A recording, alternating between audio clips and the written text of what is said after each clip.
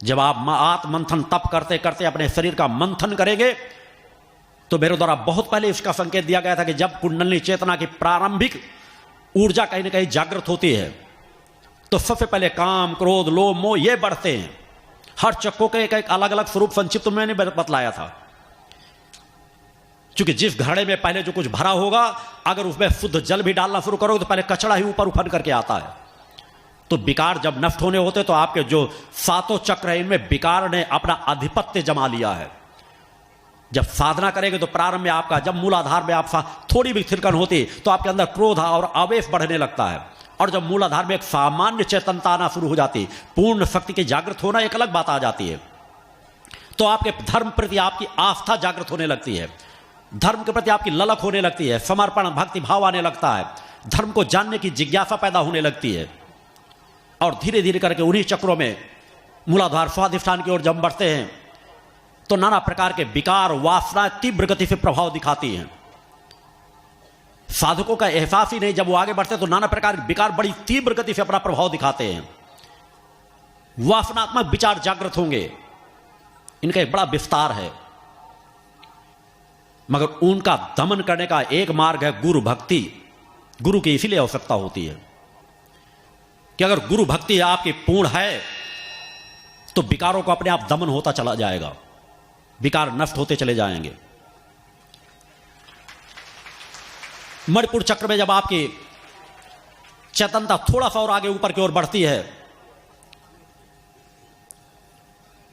तो नाना प्रकार के भौतिक सुख संपदा को, आपका अच्छी अच्छी चीजें खाने, नाना प्रकार की चीजें, ये पूर्ण कुंडली जागृत होने के बाद में प्रारंभिक चरण की बात बता रहा हूं।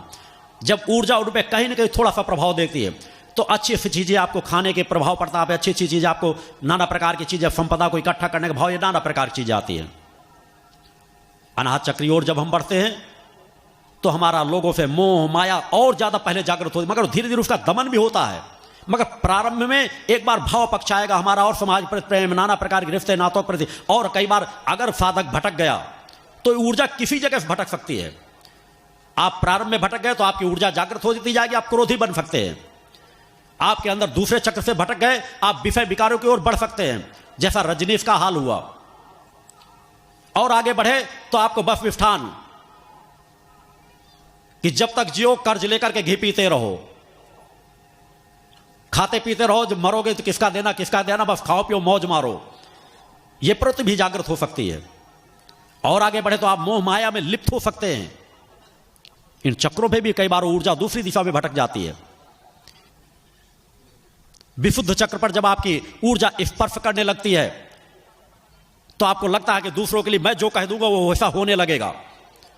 आप दूसरे का हित की वाणी बोलने लगे कि आपकी वाणी में, जबकि उसको हमको सात्विकता की ओर बढ़ना चाहिए, हित कल्याणकारी बातें करना चाहिए। आप विकारी हो सकते हैं, अहंकारी हो सकते हैं। आपको लगेगा मैं जो कह दूंगा उसको दूसरे के साथ तुरंत फलीभूत हो जाएगा।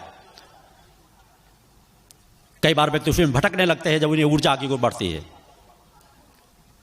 आज्ञा चक्र की ओर जब हम बढ़ते हैं, हमारे अंदर जब दिव्यता आती है तो जो चीज हमको एक बार तृप्ति मिल गई, हमें लगेगा बस उसी को देखते चले जाएं। ये चीज तो हमें अच्छी लगी, ये सूक्ष्म की चीजें अच्छी लगी, बस हम उसी में लिप्त होकर के भी रह सकते हैं। पूरा समय हो सकता है कि अगर आपकी गुरु कृपा आपके साथ नहीं जुड़ी, गुरु का मार्गदर्शन आपके पास नहीं जुड़ा, तो बस सत्ता ने मुझे कुछ जानने देखने की क्षमता दे दी है, बस मैं दूसरे की बुराइयां ही देखता रहूं, कौन कहां क्या कर रहा है क्या नहीं कर रहा, और बस उसका ब्लैकमेलिंग करूं, उसका शोषण करूं।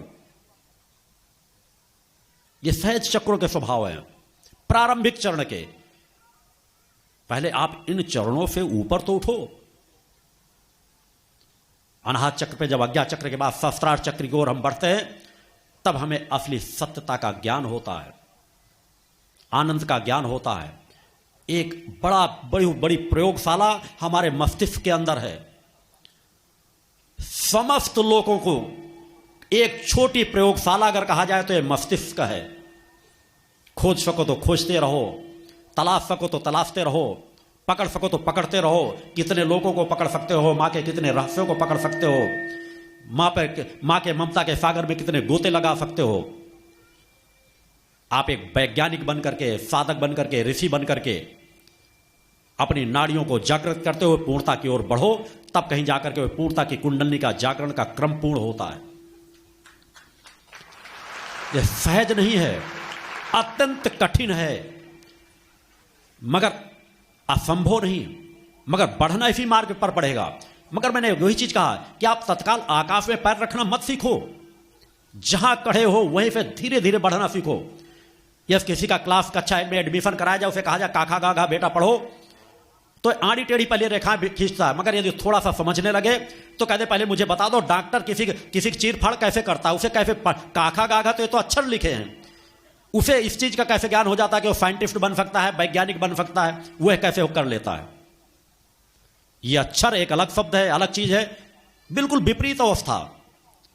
शब्दों को जोड़ना, जोड़ के पढ़ना, आड़ी टेढ़ी लकीरों को शब्दों में बांध देना और डॉक्टर बन जाना, साइंटिस्ट बन जाना, वैज्ञानिक बन जाना, किसी क्षेत्र में शोध करना, मगर ये सब कुछ उसी ज्ञान के बल पर ही तो होता है।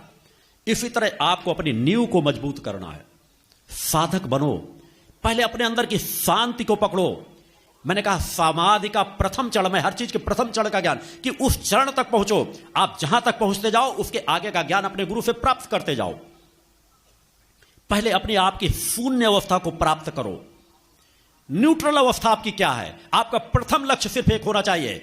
अगर भौतिकतावाद के झंझावातों में उलझ गए, हजारों प्रश्न आने दो, आकर के उनको समेट कर एक कोने में रखते जाओ कि भविष्य में इन सभी प्रश्नों को हमको धीरे धीरे करके जानना है। मगर मैंने इसीलिए सबसे पहले कहा था, हो सकता है समाज के जो ग्रंथ ज्ञानी उनको बुरा लगा हो जब मैंने कहा था कि अगर साधना पथ पर बढ़ना है तो अगर बहुत बड़े ज्ञानी हो तो उस ज्ञान को भुला दो, धर्म ग्रंथों को एक तरफ समेट कर रख दो, नहीं उलझ करके रह जाओगे। नाना प्रकार के इतने प्रश्न पहुंच जाएंगे, तुम समझ ही ना पाओगे क्या सत्य है क्या असत्य है, क्योंकि तुम्हारे अंदर वो पात्रता नहीं है। धर्म ग्रंथ सभी किसी दिशा की ओर बढ़ा रहे हैं। मूल मैं धर्म ग्रंथों की बात कर रहा हूं, उनके रहस्य को समझना इतना आसान नहीं है, मगर जब आप धीरे धीरे करके आगे की ओर बढ़ते हो तो आपके सभी रहस्य आपको अवगत होते चले जाते हैं। अतः आपका प्रथम लक्ष्य होना चाहिए श्रद्धा, विश्वास है, मां की आराधना, मां की भक्ति। लक्ष्य तो निश्चित है, हमारा अंतिम लक्ष्य है मां के चरणों के दर्शन प्राप्त करना। मां का और हमारा जो रिश्ता है, उस रिश्ते की डोर को जान लेना, देख लेना, समझ लेना और उस रिश्ते की डोर को हमेशा हमेशा के लिए मजबूत बना लेना।